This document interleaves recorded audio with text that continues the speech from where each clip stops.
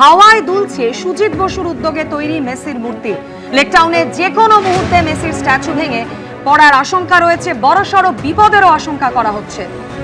ব্রতদেব ভট্টাচার্য প্রতিনিধি সরাসরি এই মুহূর্তে আমাদের সঙ্গে রয়েছেন। ব্রতদেব, কি অবস্থায় রয়েছে মেসির এই স্ট্যাচু?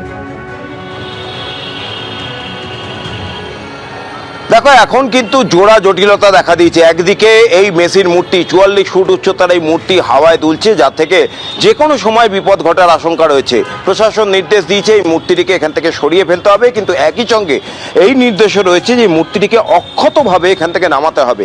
আর সেই অক্ষতভাবে এই মূর্তি নামাতে গিয়ে নতুন করে জটিলতা দেখা দিয়েছে। গতকাল পিডব্লিউডির ইঞ্জিনিয়াররা এসে পর্যবেক্ষণ করে যান এবং পর্যবেক্ষণ করে দেখেন যে 44 ফুটের এই বিশাল মূর্তিটি নামাতে গেলে সেটা অক্ষতভাবে নামানো কার্যত অসম্ভব। কারণ এই যে বিশাল কংক্রিটের স্ট্রাকচার, যেটা প্রায় 20 ফুটের ওপর হাইট রয়েছে, তার উপর এই 44 ফুটের মূর্তিটি বসানো। এই বিশাল মূর্তিটি এখানে নামাতে গেলে সেটা ক্ষতি হওয়ার আশঙ্কা রয়েছে, যেটা প্রশাসনের তরফ থেকে কিন্তু স্পষ্ট নির্দেশিকা রয়েছে যে কোনো রকম ক্ষতি ছাড়া অক্ষতভাবে এই মূর্তিটিকে নামাতে হবে। গতকাল পিডব্লিউডি ইঞ্জিনিয়াররা দেখে যান এবং দেখে গিয়ে তারা জানিয়ে দেন অক্ষতভাবে এটি নামানো সম্ভব নয়। এরপরেই প্রশাসনের তরফ থেকে বিশেষজ্ঞদের সাহায্য নেওয়া হয়। কিছুক্ষণ আগে পিডব্লিউডির আরেক দল ইঞ্জিনিয়ার ঘটনাস্থলে আসেন এবং একই সঙ্গে একজন অধ্যাপককে নিয়ে আসা হয়, যিনি এই সমস্ত বিষয়ে বিশেষজ্ঞ।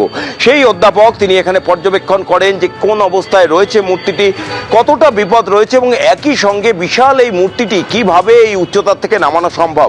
যেটা পিডব্লিউডি সূত্রে খবর, তারা প্রাথমিকভাবে পরিকল্পনা করেছিলেন যে বিশাল ক্রেন, প্রায় 40 টনের উপর যে ক্রেনগুলি রয়েছে, সেই ক্রেন দিয়ে এই মূর্তিটিকে নামানো হবে। কিন্তু সেই ক্ষেত্রে দেখা যায় বেশ কিছু সমস্যার সম্মুখীন হতে হয় তাদের। কারণ যেই জায়গায় মূর্তিটি অত্যন্ত জনবহুল এলাকা, একেবারে লেকটাউন মোড় তুমি জানো, যেখানে বিগ বেনের আদলে ঘড়ি তৈরি হয়েছে, তার পাশেই যে পিডব্লিউডির ফাঁকা জায়গা, সেখানে এই মূর্তিটি রাখা হয়েছে।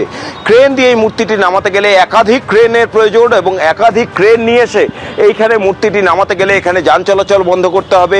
একই সঙ্গে ইলেকট্রিক সাপ্লাই যে সমস্ত লাইনগুলি রয়েছে সেগুলোকে বিচ্ছিন্ন করতে হবে, করে তারপরে এই মূর্তিটি নামাতে হবে। এবং সেই ক্ষেত্রে মূর্তি নামাতে গেলেও সেই মূর্তিটির যে কোনো ক্ষতি হবে না, সেই আশ্বাসও কিন্তু পিডব্লিউডির ইঞ্জিনিয়াররা দিতে পারেননি।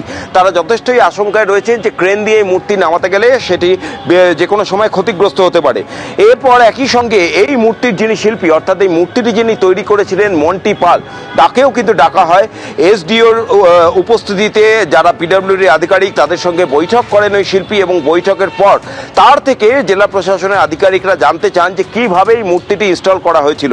অর্থাৎ যেটা জানা যায় যে যখন এই মূর্তিটি ইনস্টল করা হয়েছিল ডিসেম্বর মাসে, সেই সময় কিন্তু ভাগে ভাগে এনে এই মূর্তিটিকে এখানে ইনস্টল করা হয়। অর্থাৎ এই যে 44 ফুটের মূর্তিটি দেখা যাচ্ছে, সেটা একত্রে এনে এখানে বসানো হয়নি, বিভিন্ন ভাগে সেটিকে এনে তারপর এখানে ইনস্টল করা হয়েছিল। সেই ক্ষেত্রে ওই শিল্পীরও কিন্তু পরামর্শ চাওয়া হয় যে এই মূর্তিটিকে এখান থেকে নামাতে গেলে কিভাবে সেটাকে আবার ভাগে ভাগে করে নামানো হবে, তার থেকে পরামর্শ নেওয়া হয়েছে। এবং একই সঙ্গে একজন অধ্যাপককেও নিয়ে আসা হয়েছে, তিনি এসে বিষয়টি পর্যবেক্ষণ করে দেখে যান। আমি একটু ক্যামেরায় আমার সহকর্মী অঞ্জনকে একটু ছবিটা দেখাতে বলবো, আমি একবার গিয়ে দেখাই।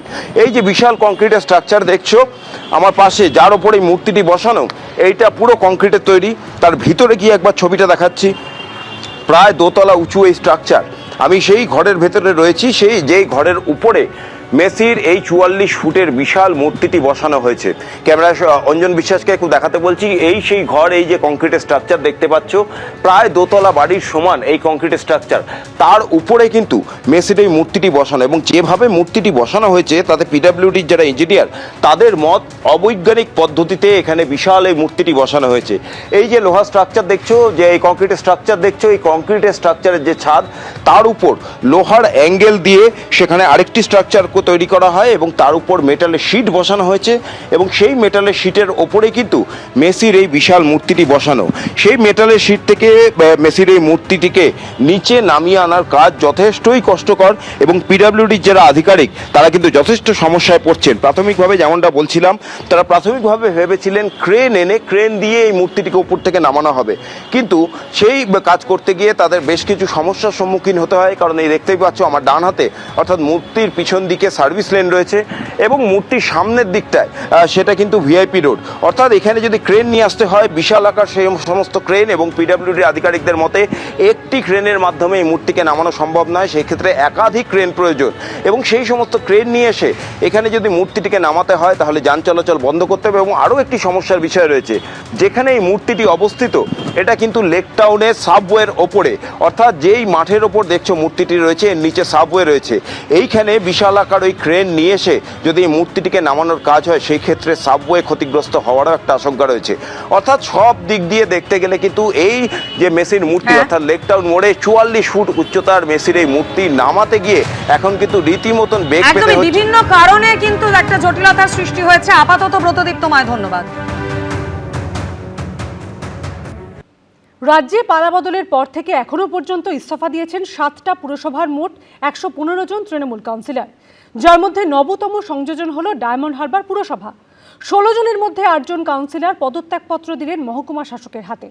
ফলতায় ফলে তৃণমূলের বিপর্যয়ের পরদিন প্রকাশ্যে চলে এলেও ডায়মন্ড হারবার মডেলের কঙ্কালসার চেহারা।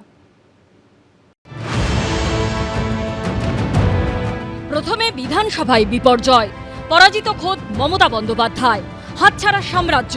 এরপর ফলতায় সামনে চলে এলো অভিষেক বন্দ্যোপাধ্যায়ের ডায়মন্ড হারবার মডেলের কঙ্কালসার চেহারা। হাতছাড়া হলো প্রাণ ভোমরা সংখ্যালঘু ভোটও। আর এরই মধ্যে জেলায় জেলায় পুরসভায় ইস্তফা দিচ্ছেন তৃণমূলের কাউন্সিলররা। আর এবার পুরসভায় পদত্যাগের হিড়িক পৌঁছে গেল একদা তৃণমূলের গড় দক্ষিণ 24 পরগনাতেও। শুরুটা হলো অভিষেক বন্দ্যোপাধ্যায়ের ডায়মন্ড হারবার থেকেই। সোমবার গণ ইস্তফা দিলেন ডায়মন্ড হারবার পুরসভার 8 জন কাউন্সিলর। আরও খান খান হয়ে গেল অভিষেক বন্দ্যোপাধ্যায়ের ডায়মন্ড হারবার মডেল। ডায়মন্ড হারবারের মডেল টডেল বলে কিছু নয়, এখানে পুলিশি মডেল চলে। গত কয়েকদিনে রাজ্যে 7টি পুরসভা মিলিয়ে ইস্তফা দেওয়া তৃণমূল কাউন্সিলরের সংখ্যাটা সেঞ্চুরি পার করে গেছে। হালিশহর পুরসভার 16 জন কাউন্সিলর, ভাটপাড়া পুরসভার 32 জনের মধ্যে 32 জনই, গারুলিয়া পুরসভার 18 জন, কাছড়াপাড়ার 14 জন, উত্তর ব্যারাকপুর পুরসভার 15 জন, ডায়মন্ড হারবার পুরসভার 8 জন এবং কাঁথি পুরসভার 12 জন কাউন্সিলর ইতিমধ্যেই ইস্তফা দিয়ে দিয়েছেন। সোমবার কাউন্সিলরদের ইস্তফার হিড়িক পৌঁছে গেছে ডায়মন্ড হারবার পুরসভা পর্যন্ত। ডায়মন্ড হারবার পুরসভায় মোট আসন 16, সবকটি আসনই ছিল তৃণমূলের দখলে। এর মধ্যে ইস্তফা দিলেন 8 জন কাউন্সিলর। এখানে আমাদের পুলিশের কথাতেই উঠতে বসতে হতো, সেই পুলিশগুলোকে কন্ট্রোল করা হতো উপর মহল থেকে। উত্তর 24 পরগনার উত্তর ব্যারাকপুরে গণ ইস্তফা দিলেন 1 ডজনেরও বেশি তৃণমূল কাউন্সিলর। পুরসভায় রয়েছে 23টি ওয়ার্ড। ইস্তফা দিলেন পুরপ্রধান সহ 15 জন কাউন্সিলর। আমাদের আর চেয়ার আগলে থাকা উচিত না। আমরা অ্যাডমিনিস্ট্রেটর বসিয়ে দেব ইমিডিয়েট। আমরা সিএম সাহেবকে বলেছি, মাননীয় মুখ্যমন্ত্রীকে অ্যাডমিনিস্ট্রেটর বসাবার জন্য। সোমবার গারুলিয়া পুরসভায় ইস্তফা দিলেন আরও 7 জন কাউন্সিলর। এই নিয়ে 21 জনের মধ্যে ইস্তফা দিলেন 18 জন তৃণমূল কাউন্সিলর। একজন তৃণমূল কংগ্রেসে আছে, আমি ছিলাম না, উনি বলেছেন আস্তে আস্তে কালকে করে দেবো। দিকে দিকে তাসের ঘরের মতো ভেঙে পড়ছে তৃণমূল পরিচালিত বিভিন্ন পুরভোট। তবে কি রাজ্যে এবার পুরভোট শুধু সময়ের অপেক্ষা? গৌতম মণ্ডল ও সমীরণ পালের রিপোর্ট, এবিপি আনন্দ। এবিপি আনন্দ, এগিয়ে থাকে, এগিয়ে রাখে।